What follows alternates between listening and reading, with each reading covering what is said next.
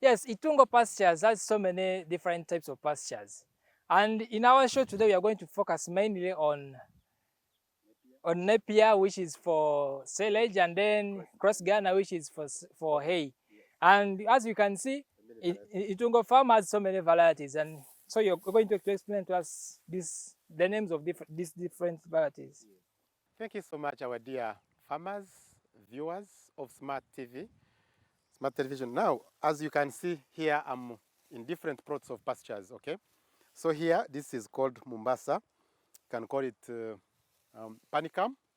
It's one of the best now coming up pastures in Uganda. It can be good for hay, it can be good for silage, and it can also be for free range, okay? From there, we go to Camelo. Camelo, as you can see, Camelo. This is also good for hay. It's good for free range. It's type of Bracharia mulato species. Then from there, this is also Cayman. It's one of the best Bracharia mulato species, and it's the Bracharia species, as you can see, they're all Bracharia, but different species. They grow faster, they're lying down, they grow taller, different. So here we are kind of showing you this one, the Camelo, then we are showing you the Cayman, and we are also showing you the Cobra. So if you're outside there, you're looking for any Bracharia species, you can choose. Of course, if I'm you, I can choose Cobra. Why?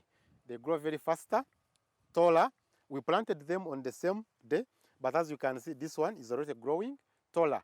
It's good for hay, and it has got high protein content. And for a pasture to have 17% crude protein, it's one of the best, as you can see now. Okay, so these are good. It's good for hay.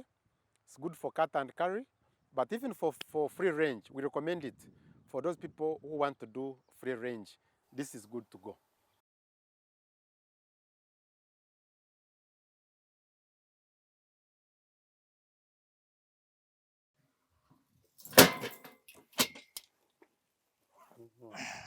We are doing our hay now. Things of the farm need a lot of energy. I don't even know what I'm doing, but we have just from the farm, we have seen how to grow our pasture, and now we are here. I don't know this process. So tell us, what is this process? What are we doing here? Hay. We are making hay baling. For viewers outside there, right now, we are doing hay baling using our manual hay baler. What you're just looking right now, it is, as you can see, this is how they make hay. I remember I've been seeing these things in movies. Yes. Now you're seeing them now I'm live. seeing them live. So this is how you.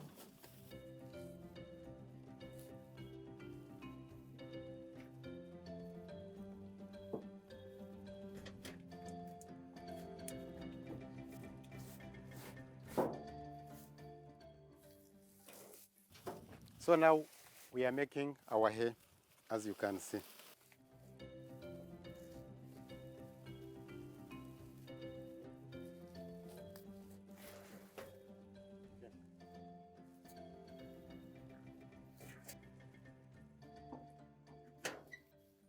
So this is our hay. This is our hay, which is ready for storage. Yes, it's ready for storage. If you want to feed your animals, if you don't have animals, you can sell this one. This is now 12,000 rather, 12,000 per piece. And in 1 acre, you can get between 150 to 300. So you can see the money you can get when you're making this kind of business. Very good. It can actually be exported as it is now to other countries, as you can see.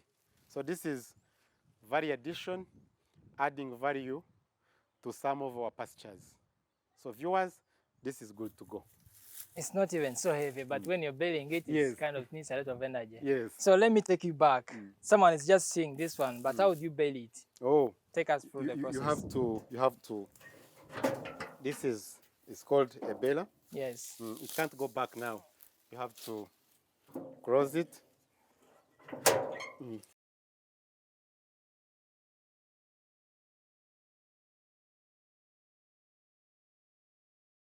Farmers, let's show you how we can make hay using a hay baler.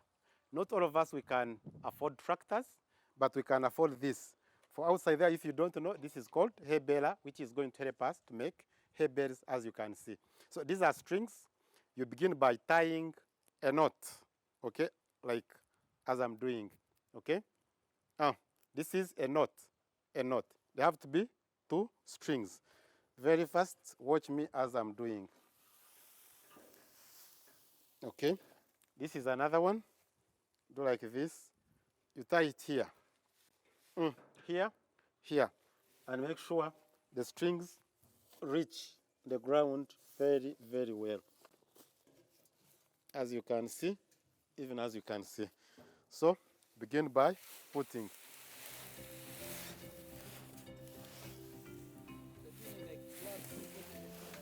No, it's Africa. Then here, what we are going to do, compaction.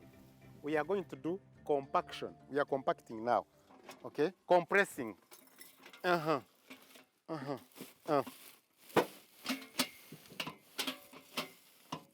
Why are we compressing it? Make sure that we come up with a box, as you can see.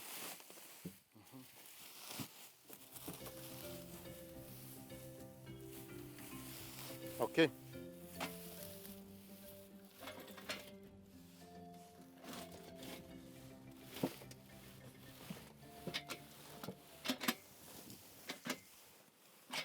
Okay, can put.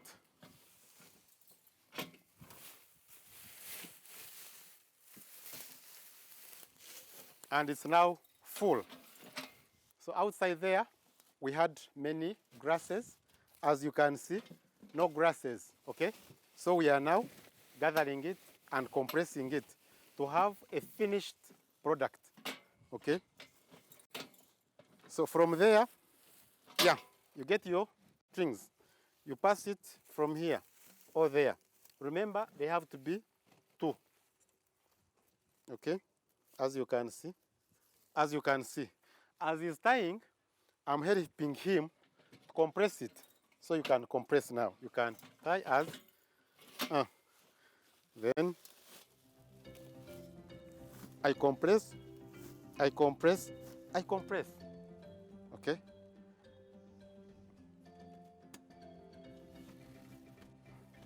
Now, just watch and learn, okay? We have come to the end of our finished from there. Just like that. Yes. Then, you see? So remove. So why do we tie them? We tie them. Why do we tie them? Yeah. So that they can be easily lifted. Yes. So you can raise it for our people to see. You see, where is the lie? Where is the lie? So tell us about this machine.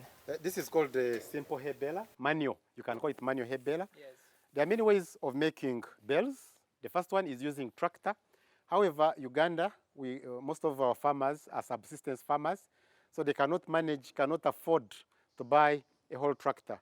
That's the reason why Itungo Pastures, we came up with these things for us and for other clients to sell who might wish. So this is a simple hay baler. It costs only 450, and you bale your grass. Are these machines made from Uganda? Yes. Here actually in our workshop. Okay. Yes, made in Uganda, by Uganda, consume Uganda.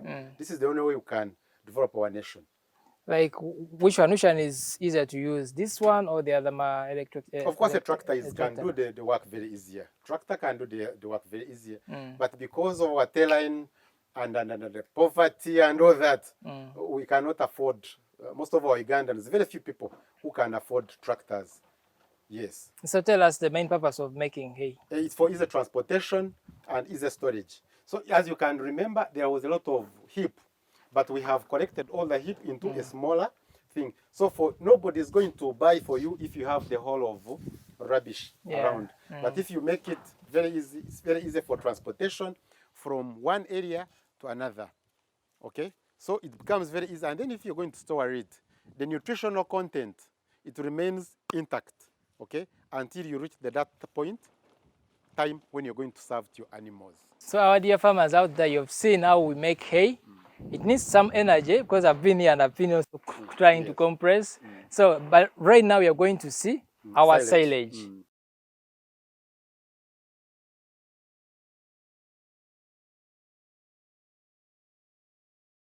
Okay, as I've told you, pasture is a wide thing. It confuses if you don't know something. So I'm wondering, what is this? First tell us, Mr. Busingye. This is called silage. Yes. However, it is made up of maize. As I've told you, you can do this from maize, from napier, from sorghum, name it, anything that is wet. So this is, in a simple time, fermented maize. So this is maize silage, very ready to eat, as you're going to see our cows enjoying it, munching it, made it like that. Wow. Yes, this is silage now. So it looks nice, but now tell us, how do you come up with this? Okay, as we have seen for hay, hay we cut it and dry it. However, this one, we cut it and leave it for a day. Why do we have to leave it for a day? To increase the dry matter content. We don't want to inside it with too much water. Yeah. On the second day, we put it in our machine, okay? We chop it into smaller pieces. After small pieces, then if it is maize, we're not going to add anything. So which machine do you use to cut this? This one. Yeah, okay. It's a motorized one. Okay. But however, you can even use the hand. The hand machine. Okay, yes, anything can do. But for many cows and all that, you can put it. And the process we are doing to inside is called silage bag. So this one is called a silage bag. For outside there are many ways of doing silage. You can do pit silage, whereby you dig a pit, put the vivelas, put your silage. But this one is a long thing. There is a new one of surface silage, whereby you lay your chivela, cut your grass, put it there, cover it, put the soil. It's called surface silage.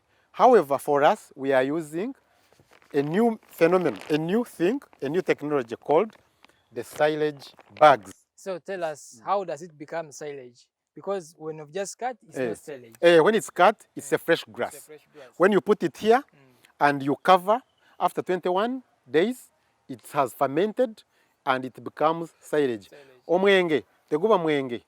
Teguba mwenge. I was going to ask you that. Exactly. Like it's fermenting. It has to undergo. Webangu tuguri mwenge ino nyankole ukole eshande. Eshande omubisi. So until then it becomes a complete. So now this one, what we are calling, now what you see right now here, these are fresh cut grass. Yes. Now they are fresh. However, when you put them here for 21 days, yes. After 21 days, it becomes silage. Okay, so it has gone fermentation process, anaerobic conditions, making together enzymes and all that. What you come like this one. Now this one is no longer fresh; it is edible. It is a finished product in our silage bags. So why do you have to put them here? In silage bags? What's the main purpose of why we make silage? Oh, we are making silage because, as I've told you, there are two ways of how you can process pastures. You can do hay, you can do silage for easy storage. Yes. During rainy season, too much grain, too much pastures are there, and our cows cannot eat it and complete it. So instead of spoiling it, yes, the reason we cut some to silage, or if there are other grasses like rice, we cut them into hay. So this is one way of storing your food, as we are storing kaunga, rice, and all that. For animals, we are storing this silage. So how long do we need to keep this? Before it gets spoiled? It can take up to, if they're in these silage bags, up to 4 years, up to 5 years, it is there. Because these silage bags, this is a new technology, whereby the white is going to reflect light. The outside, the inside cover, the inside black cover, observe it, so that our food remain intact. Intact. Yes. So for small farmers, silage bags are good to go. Yes. Are good Yes. to go. So tell us, which one is better, silage and hay? You can't say which is best, Kaunga and Bijanjaro. They have to go together. Okay. You've got to eat Kaunga. So this one in mostly it is acidic. And when you feed it cows, I normally see farmers or just alone feeding this alone. It's not good. You have got to neutralize it, to remove this, to reduce on the acidic. You have got to incorporate it with other feeds like hay and coriander, as the boy is going to show you. Yes. From here, actually, we are going to see. We are going to mix for you. This is a demo farm. This is a demo farm. You're not on Kampala Road. First, tell us, you've talked of being acidic. Yes. Is there any other disadvantage? No. There is no any disadvantage. Actually, how the cow can eat them, but because of that acid, it's not good. You have to neutralize it using hay. Okay. Yes. After mixing them thoroughly, and besides, you're reducing on the quantity, because if the cows are eating the silage alone, they're going to eat more than 20 kilograms. However, if you mix it with hay, you're going to find a cow can consume 15 kilograms and 5 kilograms of hay, maybe 5 kilograms of concentrates. That's 20, and feed your cows. This one is going to make milk. This one is going to kukusa. It's going to make cow satisfied. The hay is going to make cows to take a lot of water. Thereby, you're reducing on the expenses of buying feed all the time. Yes, for the benefit of viewers, if you're making maize, if you're making sorghum, you're not going to add anything. Why? It has got, maize or sorghum has got its sugars. This is the grain. The grain has got sugars which help in fermentation process. Yes. The grain of maize, the grain of sorghum.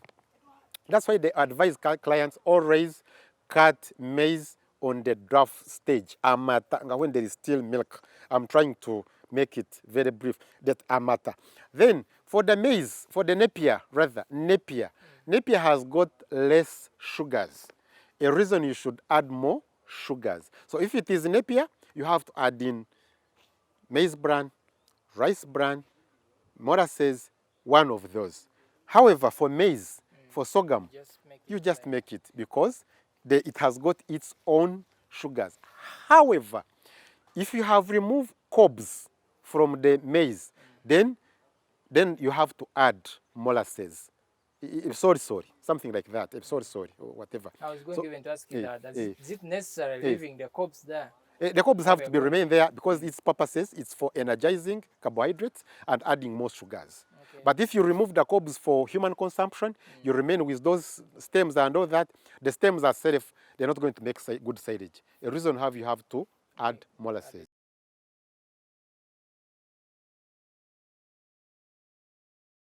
Now, for the viewers, we are making balanced diet. As you go to the party for human beings, and you get kalo, eshabwe, nyama choma, kachumbari, the same applies to animals.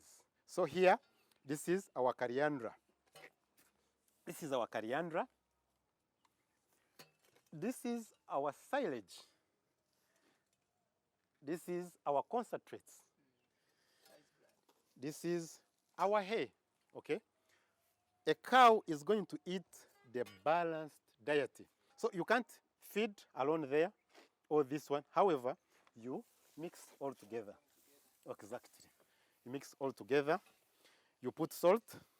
You put kachumbari, nyama choma, everything. Where is salt? everything. So here there is salt. Hey, okay. Here there is salt. Okay? And this, our coriander, is the protein. Okay? Then you mix them together and mix them together. Bring a chinanka box and we feed our cows. So yeah, the cow can grow healthy. Yes, cow can grow very healthy. If you're doing for milk, you're going to get milk. If you're going to do nanka for beef, the cow is going to give you beef. From there, you're ready. Then you scoop, and we get our cows. We cannot scoop.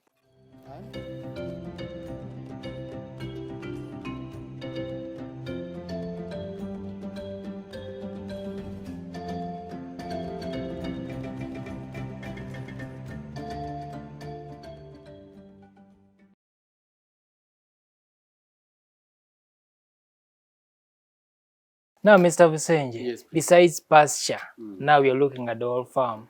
First, tell us about this whole farm. How do you come up with a successful farm besides pasture? Yes, tell us. The whole successful, because there are many ways of, there are many different types of farms. You can decide to have bananas, you can decide to have eucalyptus trees, forestry. You can decide actually to have chicken business only, that you're going to do layers. But for our case, we are into pastures. So how did we come into pastures? I did marketing myself. I'm a marketeer, and when I was learning, they told me, always do something that you have a comparative advantage. So I used that chance of being doing comparative advantage, something that I can have what other people cannot have. You realize that we are in a town, 18 kilometers from Kampala, meaning that if I do hay, I'm going to supply hay for those people who are in urban. If I do silage, I'm going to supply those people who are into silage. If I do milk, the market is there. However, how I started it to be, of course, I started with problems. I started, of course, doing losses. I never planted pastures. I didn't do anything. It was after I met qualified people like Dr. Kaviris, who was a good nutritionist in this area. He's an agronomist, and he told me, Busingye, if you want to do some things better, you start with planning. For animals, start with planning. So you start with looking the land. Land, I had it already here. I had water. So the only thing, it was proper planning how to do pastures. Okay. So I started doing pastures, and for the benefit of any client outside there, any farmer, to do this, as I've said, you must have proper planning, land. After doing land, then you plan now. Before you do anything, it's on the book now. Land, then feeding, then building, then cows. Cows should be the last. Exactly. But many people start with cows, and then land, and then pastures. Okay. So you should do land, plant pastures, then build cattle shed, then bring. The cows should be the last. For them, they are coming to eat and give you milk. And most people, when they're joining this, they're looking at getting milk so fast. Exactly. So we don't have to start from cows. No, you don't have to start with cows, really. Okay. That's a really mess, and that's why many people go wrong. You might be having land, but having land doesn't mean that you have pastures. Because you might be having land when actually it's half bare. So you start with land. And only that, for those people who have got a plot of land, you're in Muyenga, you're in Bakuri, you're where, and you had always wanted, really, you can't have such things. However, maybe if you're going to buy pastures, you can make it, because the liter there, you can sell it 3,000. But for people who are in outside Kampala, you have 1 acre of land, you're good to go. This is a very, very good business if you have things at the start.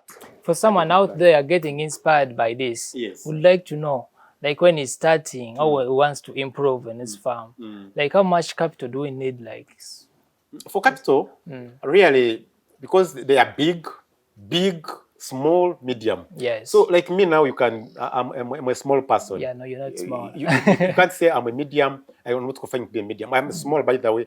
I'm not subsistence, but I'm in a small. So when you have 5, 6 cows, that is a small farmer. But you can even start as one. Only that when you're doing this business, you make sure that the cows are giving high milk production. You must make sure that a cow, for you to do zero grazing, for you to gain some money, you must be getting at least 15 liters per day. Yes. Any farmer who is outside there, you're in zero grazing, you're getting less than 15 liters per cow, you're doing a loss, because the cows need food, labor, machinery, and all that.